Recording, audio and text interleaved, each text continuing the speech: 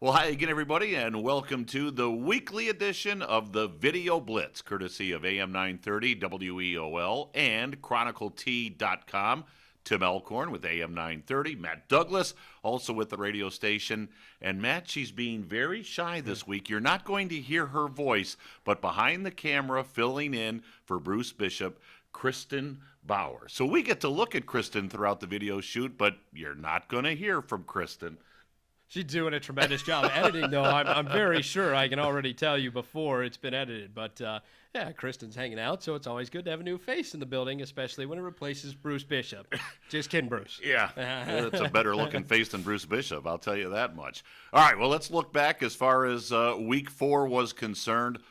Boy, blowout city. There was not a close game as far as Lorain County teams were concerned in Week 4. The county went 7-9 overall, but boy, Matt, every game just seemed to be a lopsided score. Yeah, that's exactly what week number 4 was in Lorain County. I mean, some good wins for the teams that ended up getting those victories. Avon Lake remains undefeated. They rolled Westlake in theirs. Avon got back in the win column with a good victory over a tough North Olmsted team. So, I mean, there's a lot for these teams to hang their hat on. Lorain, a tremendous win. Columbia, a tremendous win. So, plenty to talk about for the teams that got those victories and plenty more to talk about for the teams that maybe ended up on the wrong side of those lopsided scores. I was just going to say, if you're one of the 7 teams that won big, you're going into Week 5. Hard to believe we're at the halfway point of the season this Friday night, but you're one of those teams that's feeling really, really good about yourself.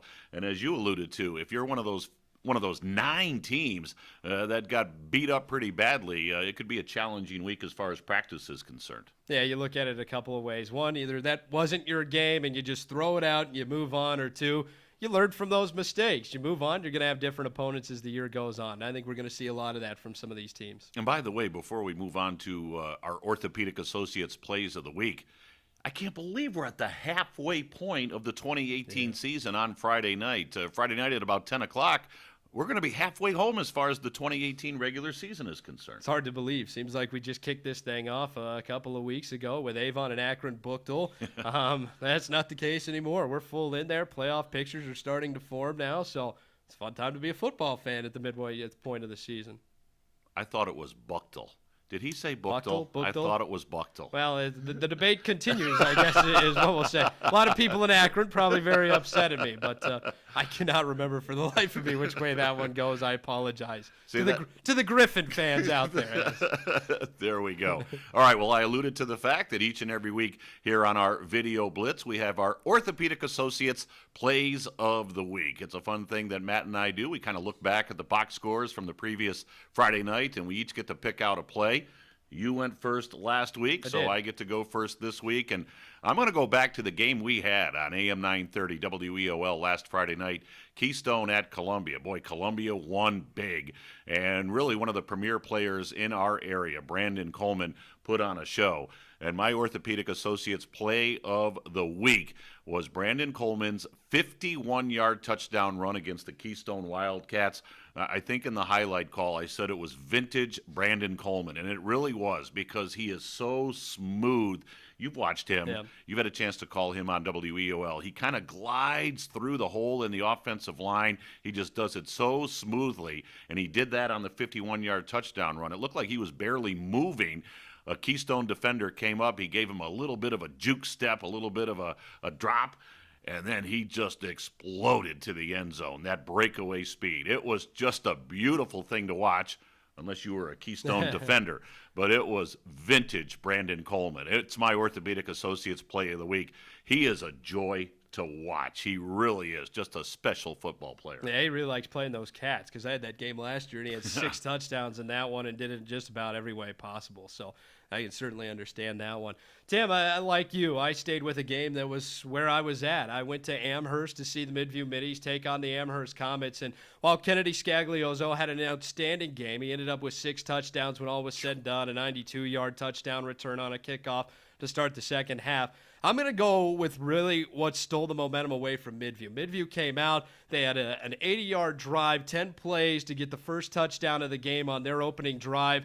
And just like that, the Amherst Comets answered. Jimmy Schill finds Danny McCruskey 47 yards down the field. They passed it, Tim. The Amherst Comets passed the ball 47 yards, got the ball into the red zone. To me, that was absolutely the play of the game because it set the tone. Midview, it had this long, outstanding drive, and Amherst said, we're just going to answer it with this one. 47 yards down the field, set up a touchdown by Kennedy Scaglioso. But that right there, that 47-yard pass from Jimmy Schill to Danny McCruskey was my Orthopaedic Associates play of the game because it really turned the tide at the beginning of the game. From there on, it was all Amherst as they won that one 55-13. There we go. So those are our Orthopaedic Associates plays of the week. Now, Matt, before we continue on, as always, during our weekly video blitz, have to thank our sponsor, not only Orthopaedic Associates, but Lorain County Community College. Kristin Bauer, as we mentioned, behind the camera this week, did a great job in shooting some video, which is showing behind us right now, of Lorain County Community College's North Ridgeville campus, and they wanted us to talk about the University Partnership. Boy, if you're not familiar with the University Partnership with Lorain County Community College, get to know a lot more about it. But LCC partners with 14 universities. Think about this, 14 universities and colleges that you can go to classes at LCC but obtain your degree at one of these 14 universities and colleges. There's over 50 programs offered in the LCC University Partnership. It's a phenomenal program. We urge you to check it out. And again, you think about people in Lorain County that can stay close to home and get their bachelor's degree from a university and yet attend classes at one of the LCC campuses. It's just awesome. Yeah, I think that's the beauty, especially for young kids going into college. I mean, it allows you to save some money. You can start off there. As you mentioned, that university partnership, it's like getting a degree from somewhere else with the bachelor's and everything. So a lot of good work from LCCC. You know, we were talking during our previous segment about Brandon Coleman and Kennedy Scaglioso.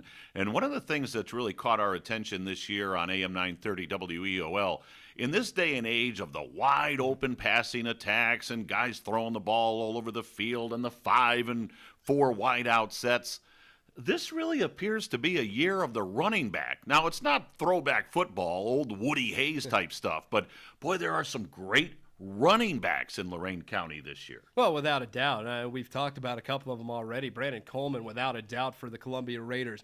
There was a lot of talk about him. For people who want to talk about the Golden Helmet Award, he's one of those guys who was mentioned at the beginning of the season. He's come out and picked up where he left off at before having that injury last year. It's like he wasn't even fazed by it. He's playing some great football. I know, speaking with Jason Ward, I heard your interview after the game. He talked about how good he was defensively as well. But, I mean, when you have a guy like that who's a leader on the defensive side and has the ability to run the ball the way he does, I mean, you've just got something special, and that's what the Columbia Raiders have in Brandon Coleman. And then, of course, every week here on the video, we talk about Kennedy Scaglioso, the running back over at Amherst. His numbers just speak for themselves. A phenomenal player. You had the opportunity to watch him score 6 touchdowns last week for the Amherst Comets in that big win over Midview. How appropriate, since he wears number 6 for the Amherst Comets. In fact, there was a great picture in the Chronicle Telegram with him carrying the football with that big number 6 on his jersey. That was really cool. But Kennedy having an outstanding season. Last Saturday morning on WEOL on our wrap-up show, we talked to Avon head coach Mike Elder. Boy, he sang the praises of their outstanding running back, Mark Steinmetz. Called him one of the best players in the county. Mark Steinmetz's numbers certainly grab your attention. Without a doubt, he had 113 yards rushing last week for the Avon Eagles. They knocked off North Olmsted, a team that's very tough as well and has given them issues in the past. So a special kind of game from him as they were able to blow out North Olmsted. And then staying around that same area, Avon Lake, Connor Riggs. You want to talk about meat and potato. He's that kind of guy. He's a guy looking for contact on meat every and potatoes. play. I like that. Yeah, right? And that old Woody Hayes sort of mentality. But he's a guy looking for contact every time he gets the ball. Now, they've got those other attacks. Jack Mikulich, very capable quarterback. They can air it out, too, and that's one of the ways they get you. But the reason that passing game is so successful is because you have to respect where Connor Riggs is every time he's on the field. We'll have to have a little meat and potato graphic dropped in right there for the Connor Riggs. Sure. That's very, Salisbury very steak, mashed potatoes, maybe. Very, very It's good. always one of my favorites. Well, this is usually the part where Bruce Bishop will go, okay, guys, what's coming up on WEOL? Well, since Kristin has decided she's not going to speak in the video, Matt, what's coming up this week on WEOL? Throwing it to me. All right, a little redemption this time around. We've got some great games coming up. AM 930, WEOL.com. We're in the SWC this week. No weeks off in the SWC. It's the way it goes. Olmsted Falls there in North Ridgeville to take on the Rangers. Should be a lot of fun. Tom DeLuca's offense, that triple option. If you've never seen it before, go check it out. It's always fascinating to watch. Some big hit plays by North Ridgeville. I have a feeling this is going to be a really good one on AM 930 and WEOL.com stream number 1. Stream 2? You're a busy guy. I was going to say, I'm looking forward to that one. I'll have the call as the Firelands Falcons host the Fairview Warriors. Tim, before we jumped on here, Firelands, very good team this year. Coming off a tough loss to Ashland. They've evened up their record 2-2 on the season. But they're taking on a Fairview team. 0-4 right now, but that's a deceiving 0-4. Opened the season with a 3-overtime loss to Rocky River within 14 points of Bay. They played some very good teams. Lost by 8 to Black River last week. So this is going to be a lot of fun. WEOL.com, stream number 2, Firelands hosting Fairview. And Tim, Medina County matchup, I'll throw it to you this week. I'm not going to forget the Medina County matchup like somebody did last week, because the Medina County matchup might be the game of the week as far as Lorain County and Northeast Ohio football is concerned. Columbia coming off that huge win over Keystone last Friday night. They're going down to Buckeye to take on the always formidable Buckeye Bucks. This is going to be a great game. Final matchup as far as Patriot Athletic Conference action is concerned, because, of course, Buckeye moving out of the pack next year. So it's going to be very, very interesting. Stream 3 on the WEOL mobile app and on WEOL.com. I think that's going to be an awesome football game between Columbia and Buckeye. Yeah, I'm really looking forward to that. And the Patriot Athletic Conference, between those two divisions, Buckeye's been that team to beat for the last couple of years. And Columbia's got their number. It's one of those games. You can feel it. They know there's some blood in the water, and they're aching to attack. All right, I think that's going to do it. Usually, Bruce would say, okay, guys, this wraps it up. So I guess this wraps it up. Sounds good to me, Tim. I think we did very well. We hit all the games of the week this week. All right, so that's going to do it. Many people to thank. Kristin Bauer behind the camera here. Trust me, she's there. You didn't hear from her, but she did an awesome job. Matt, thanks to you. Bruce, we missed you. We'll talk to you again next week. And, of course, the biggest thanks goes to you, the viewers. We hope you enjoyed this week's edition of The Blitz from the Chronicle Telegram Studios. We'll talk to you again next week.